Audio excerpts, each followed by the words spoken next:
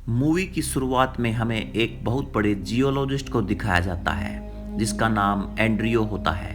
एंड्रियो सबसे पहले इंडिया आता है क्योंकि उसे यहाँ पर इंडिया के एक एस्ट्रोफिजिक्स से मिलना होता है जिसका नाम संतराम होता है। संतराम यहाँ पर एंड्रियो को बताता है कि सूरज की बढ़ती गर्मी की वजह से अर्थ का कोर आहिस्ता आहिस्ता ख़त्म होने लगा है, यानी कि 2012 में यह दुनिया पूरी तरीके से ख़त्म होने को है।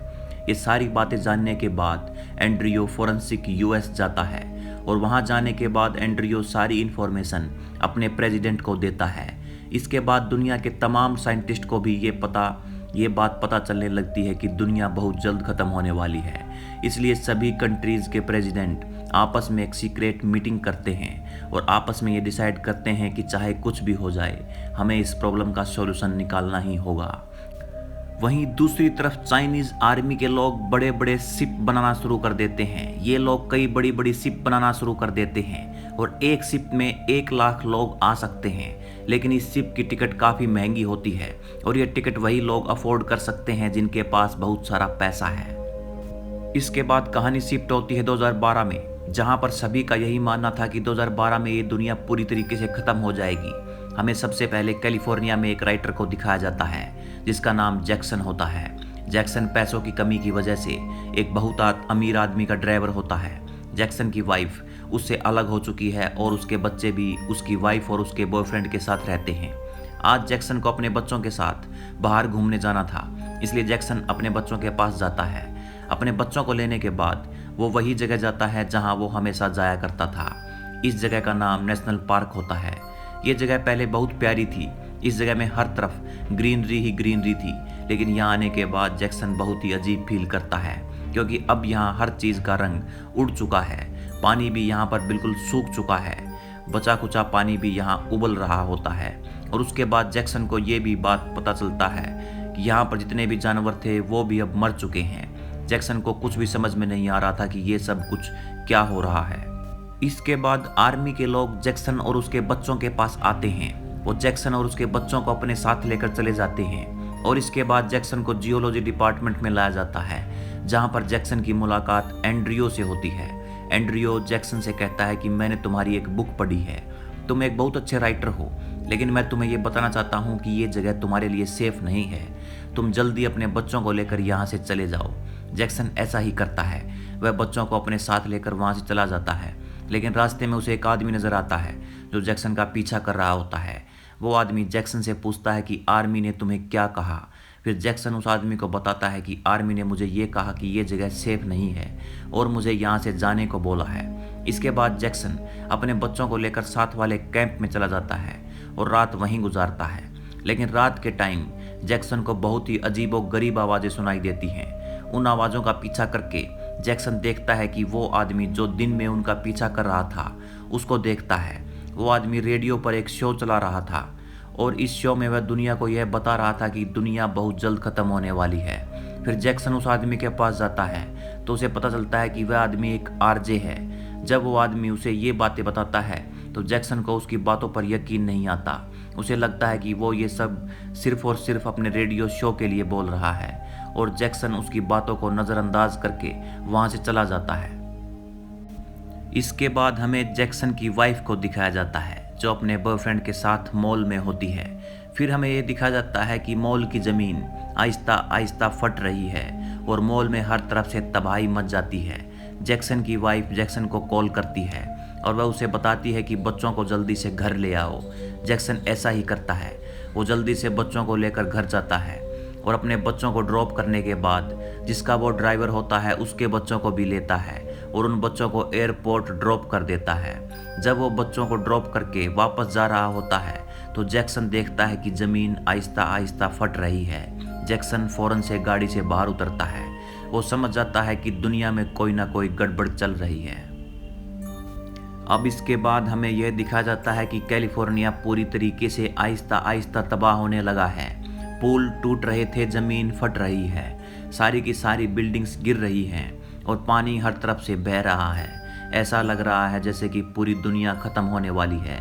जैक्सन अपनी बीवी के पास जाता है और अपनी बीवी और बच्चों को और उसके बॉयफ्रेंड को भी गाड़ी में बिठाता है और कैलिफोर्निया से बाहर भागने की कोशिश करता है और बहुत मुश्किलों के बाद वो आखिरकार एयरपोर्ट पर पहुंच जाता है।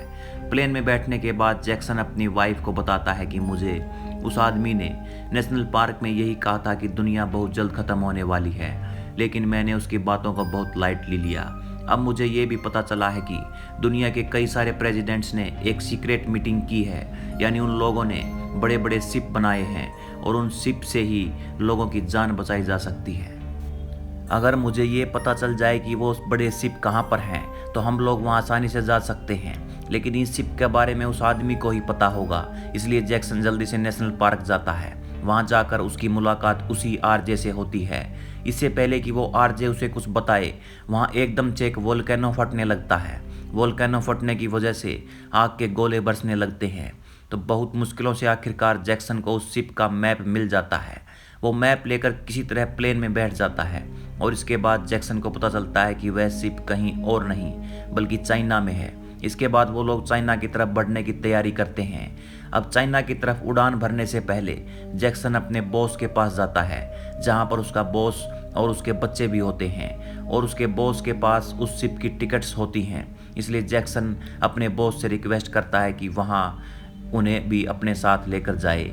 उसका बॉस राजी हो जाता है और वो जैक्सन की फैमिली को भी अपने साथ लेकर चला जाता है। लेकिन रास्ते में हमें दिखाया जाता है कि जैक्सन का जो प्लेन होता है उसका पायलट एक्सपर्ट नहीं होता, इसलिए बाद में उन्हें बहुत सारी मुश्किलों का सामना करना पड़ता है। यहाँ तक कि प्लेन का फ्यूल भी ख़त्म हो जाता है, जिसकी वजह से प्लेन आखिरकार चाइना के बॉर्डर पर आकर ज़मीन पर गिर जाता है और उस पायलट की मौत हो जाती है। अब उस प्लेन से बाहर निकलने के बाद ये लोग वहीं पर फंस जाते हैं और यहाँ पर जैक्सन के बॉस और जैक्सन की फैमिली को कुछ भी समझ नहीं आ रहा होता कि अब वो लोग क्या करें। अब दोबारा से हमें जैक्सन और उसकी फैमिली को दिखाया जाता है, जहाँ पर चाइनीज़ आर्मी के लोग उनके पास आते हैं। यहाँ पर जैक्सन के बॉस के पास तो टिकट्स होती हैं, लेकिन जैक्सन की फैमिली के पास नहीं होती, इसलिए उन्हें आने की इजाज़त नहीं मिलती। लेकिन यहाँ पर जैक्सन चाइनीज़ आर्मी के सामने बहुत रिक्वेस्ट करता है कि उन्हें भी जाने की इजाज़त मिल जाए। इसके बाद एक कमांडर आता है जिसने इस शिप बनाने के प्रोजेक्ट में हिस्सा लिया था। उस कमांडर के कहने पर जैक्सन और उसकी फैमिली को भी उसमें जाने की परमिशन मिल जाती है और इसके बाद आखिरकार बहुत मुश्किलों से ये लोग उस शिप तक पहुंच जाते हैं। उस शिप के बाहर बहुत सारे इंसानों की आबादी होती है, क्योंकि बहुत सारे लोगों को इस शिप के बारे में पता चल चुका था।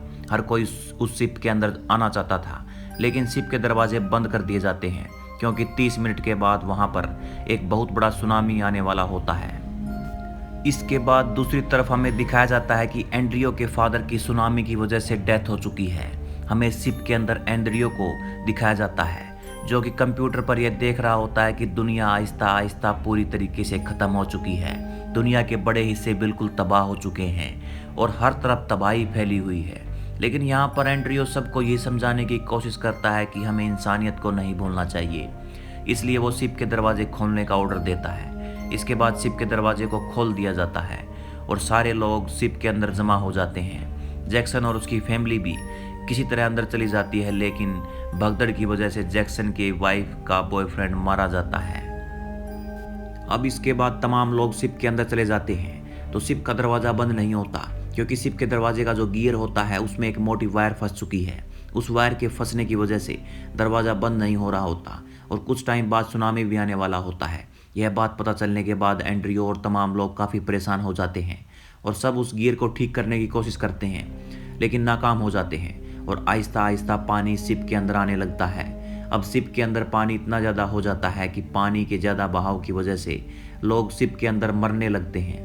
जैक्सन को जब ये बात पता चलती है कि गेट में वायर फंस चुकी है, तो वो फ़ौरन वायर की तरफ जाने लगता है और उस वायर को ठीक करने की कोशिश करने लगता है। दूसरी तरफ हमें एंड्रियो को दिखाया जाता है, जो तमाम लोगों से ये कहता है कि उसका दोस्त एस्ट्रोफिजिस्ट, जिसने ये बताया था कि दुनिया ख़त्म होने वाली है, उसके पास रेस्क्यू टीम नहीं पहुंची है, जिसकी वजह से उसकी और उसकी फैमिली की डेथ हो चुकी है। अब बहुत मुश्किलों के बाद जैक्सन उस वायर को आखिरकार हटा देता है, जिसकी वजह से शिप का दरवाज़ा बंद हो जाता है। लेकिन शिप के अंदर अब काफ़ी पानी भर गया होता है और शिप आहिस्ता आहिस्ता पानी में बहने शुरू कर देता है।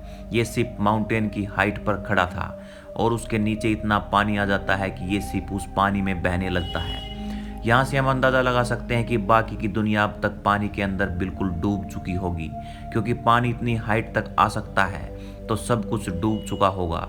और उसके बाद 1 साल 1 महीना 27 दिन ये शिप पानी में ही बहती रहती है और आहिस्ता आहिस्ता पानी भी ख़त्म होने लगता है। और मूवी के एंड में हमें दिखाया जाता है कि ये शिप कहीं और नहीं बल्कि अफ्रीका के माउंटेन्स में चली जाती है। और ये अफ्रीका के सबसे बड़े माउंटेन होते हैं जहाँ पर तमाम लोगों को पता चलता है कि उनकी जानें अब बच चुकी हैं और दुनिया में अब वही लोग हैं जो जिंदा हैं और अब इन्हीं लोगों को दुनिया दोबारा से शुरू करनी होगी।